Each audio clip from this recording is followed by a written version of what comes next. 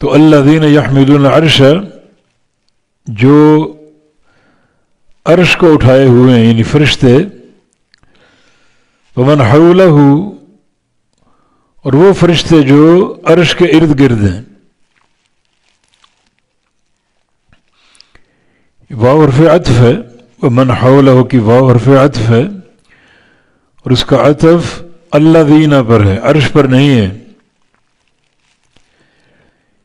یعنی وہ فرشتے جو عرش کو اٹھائے ہوئے ہیں اور وہ فرشتے جو عرش کے ارد گرد ہیں. عرش کو اٹھائے ہوئے فرشتے، ان کی تعداد 4 ہے،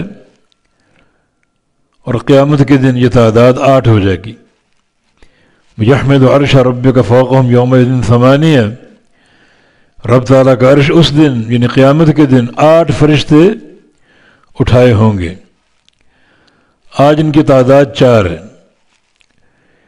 ان فرشتوں کی جو حیت یہ طاقت اور قوت کا ذکر نہیں ہے، مگر ایک فرشتے کا نبی علیہ السلام نے احوال بتایا. اذن لی ان احدث عن ملک من الملائکۃ حملۃ العرش، آج مجھے اجازت مل گئی ہے کہ میں تمہیں وہ فرشتے جو اللہ کے عرش کو اٹھائے ہوئے ہیں ان میں سے ایک فرشتے کی خبر دوں، اس کے بارے میں بتاؤں. ما بین شحمۃ اذنہ الی عاتقہ مسیرۃ 700 عام، اس فرشتے کی جو کان کی لو ہے، یہ لٹکا ہوا گوشت اور کندھا ہے، ان کے درمیان 700 سال کی مسافت کا فاصلہ ہے. 700 سال کی مسافت کا فاصلہ، جس سے آپ اندازہ کر لیں کہ یہ فرشتے کتنے بڑے ہیں.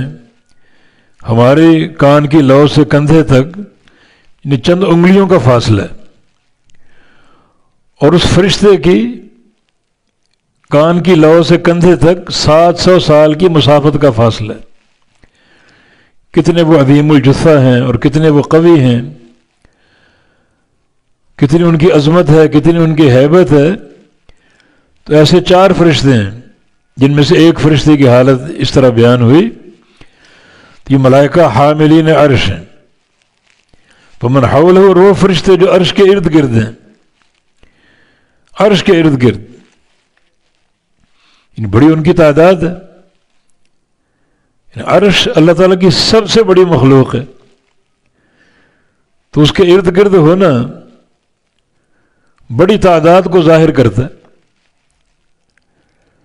جتنا مقام چھوٹا ہو اتنا اس کے ارد گرد کا فاصلہ کم ہوگا، اور جتنا مقام بڑھتا جائے، پھیلتا جائے، تو ارد گرد کا فاصلہ بھی بڑھ جائے گا، ان کی تعداد بڑھ جائے گی. تو وہ ملائکہ جو عرش کے ارد گرد ہیں، ان کو ملائکۃ المقربین بھی کہتے ہیں اور الملائکۃ القروبین بھی کہتے ہیں، جو فرشتے عرش کے ارد گرد ہیں. تو بڑی ان کی تعداد ہے. ان فرشتوں کے بارے میں خبر دی گئی، یسبحون بحمد ربہم، یہ اپنے رب کی تسبیح کرتے ہیں اس کی حمد کے ساتھ.